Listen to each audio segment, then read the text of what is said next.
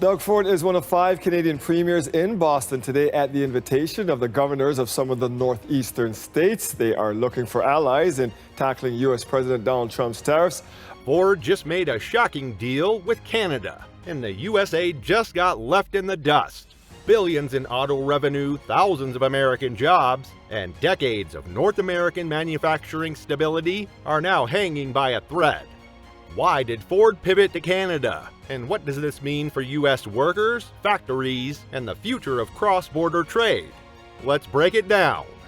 The U.S. government thought it could pressure foreign automakers with sweeping tariffs, but what they triggered was something far more dangerous. Canada's most sophisticated economic retaliation campaign in history. We have 2 options here. We either roll over as a country and he runs us over 15 times and gets what he wants, or we feel a little bit of pain and we fight like we've never fought before. And the first to bleed was Ford Motor Company. It wasn't just about higher import taxes, it was about unraveling the most integrated auto supply system in the world, one built on open borders and trusted timelines. The moment those assumptions collapsed, Ford's bottom line did too, shedding billions in production delays and rerouted logistics. I think the biggest issue for us on all of this is we can deal with almost anything except uncertainty. And unfortunately, we're in a very uncertain time now. It started with a bold move by Washington. In early 2025, regulators imposed new tariffs on foreign-built vehicles and cross-border parts. What we're going to be doing is a 25% tariff on all cars that are not made in the United States. If they're made in the United States, there's absolutely no tariff. While this was framed as a defense of American manufacturing, the policy backfired almost immediately. If you impose those costs on companies, the options that they have are either to not import that good, which is how you end up with shortages of goods that we need in the United States, or they try to pass along the cost to consumers on the back end. Ford's model depended on Windsor to Detroit part flows that ran like clockwork. Suddenly, each crossing carried new paperwork, new delays, and new costs. Every hiccup compounded down the line. At Ford plants in Ontario and Michigan, production targets began slipping. Logistics managers started pulling overtime just to patch together rerouted deliveries. By the end of the first quarter, Ford had lost $4.5 billion in value and was bracing for worse. That's when Premier Doug Ford stepped in. The Ontario leader, known more for fiscal conservatism than firebrand nationalism, stunned reporters by delivering a direct economic threat. Until these tariffs are off the table, until the threat of tariffs is gone for good, Ontario will not relent. Framed by Canadian flags and flanked by his cabinet, Ford accused the U.S. of undermining decades of industrial cooperation. With President Trump, it's 5 steps forward and 10 steps backwards, and that doesn't help. But this wasn't just political bluster. He unveiled a slate of retaliatory actions, most notably a 25% surcharge on electricity exports. We will apply maximum pressure to maximize our leverage. That's why today we're moving forward with a 25% surcharge on electricity exports. That hit hard. Ontario powers major sections of the U.S. Midwest, including automotive facilities in Michigan and Ohio. Factory owners who had never thought twice about their grid source were suddenly staring at double-digit spikes in energy costs. And the retaliation didn't stop there. Canadian officials levied targeted tariffs on electric vehicles and specific parts most used by American manufacturers. Tesla was an obvious bullseye, with its prices in Canada spiking overnight. Tesla is raising the prices of its cars in Canada starting on February the 1st. But it was Ford, so deeply reliant on seamless Canada-US production, that took the hardest blow.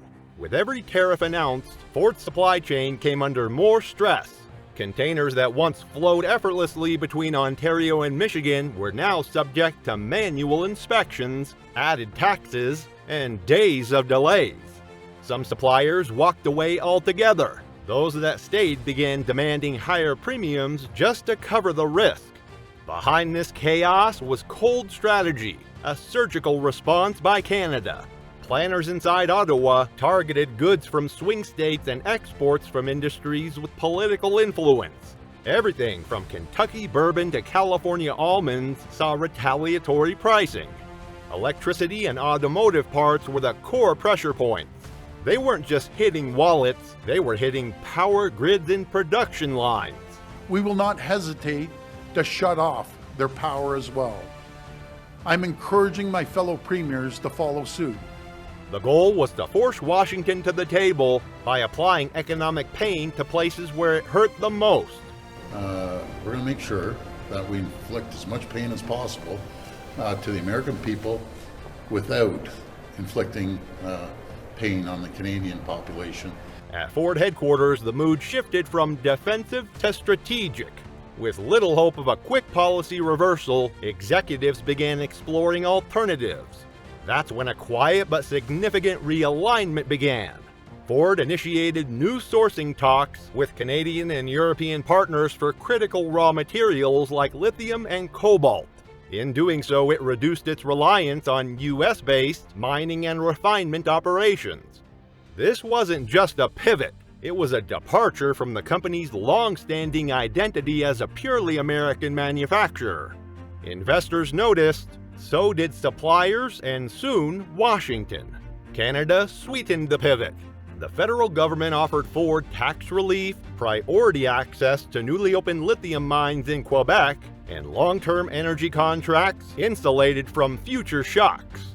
For the first time, Ford canceled a standing multi-year contract with the U.S. parts supplier and replaced it with a European firm linked to Canadian resource flows.